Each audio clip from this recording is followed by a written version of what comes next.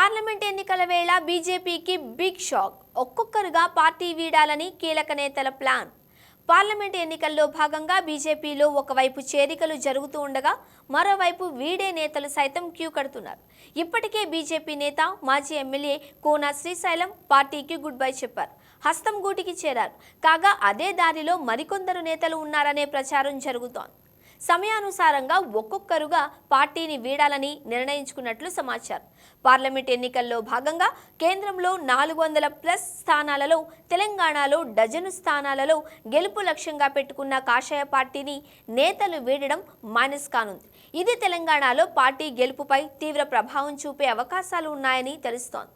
కూనా తర్వాత మరికొందరు నేతలు పార్టీ వీడతారని ప్రచారం జరుగుతూ ఉండడంతో రాష్ట్ర నాయకత్వంలో ఆందోళన మొదలైంది. ఇప్పటికే కూనా శ్రీశైలం గౌడ్ సొంత గూటికి చేరడంతో ఆ తర్వాత వెళ్లే నేతలు ఎవరనే అంశంపై పార్టీ దృష్టి సారిస్తోంది. వెళ్లే వారిని అడ్డుకోవడంపై ఫోకస్ పెట్టనుంది. ఉన్నవారిని కాపాడుకునేందుకు ఏం చేయాలా అని యోచిస్తోంది. ఎన్నికలు సమీపిస్తున్న తరుణంలో ఇలాంటి ఇబ్బందికర పరిస్థితులను అధిగమించడంపై రాష్ట్ర నాయకత్వం పూర్తి స్థాయిలో ఫోకస్ పెట్టినట్లు తెలుస్తోంది. ఇందుకు మల్లగుల్లాలు పడుతోంది. పార్టీ వీడే వారిని వీలైనంత త్వరగా గుర్తించాలని పార్టీ భావిస్తోంది.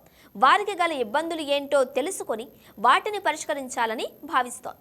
అసెంబ్లీ ఎన్నికల సమయంలోనూ ఇలాంటి ఘటనలు జరగడంతో పార్టీ ప్రతిష్ట దిగజారింది. ఆ సీన్ ఈ ఎన్నికల్లో రిపీట్ కాకుండా చూడడంపై రాష్ట్ర నాయకత్వం మల్లగుల్లాలు పడుతోంది.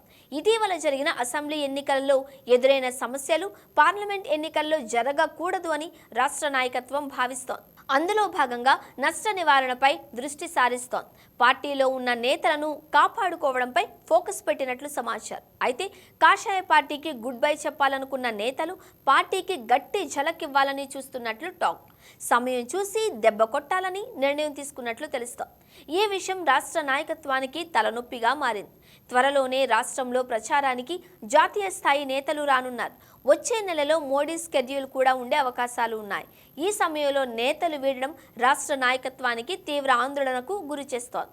మరి ఉన్న నేతలను కాపాడుకునేందుకు పార్టీ ఎలాంటి వ్యూహం అమలు చేయనుంది అనేది వేచి చూడాలి.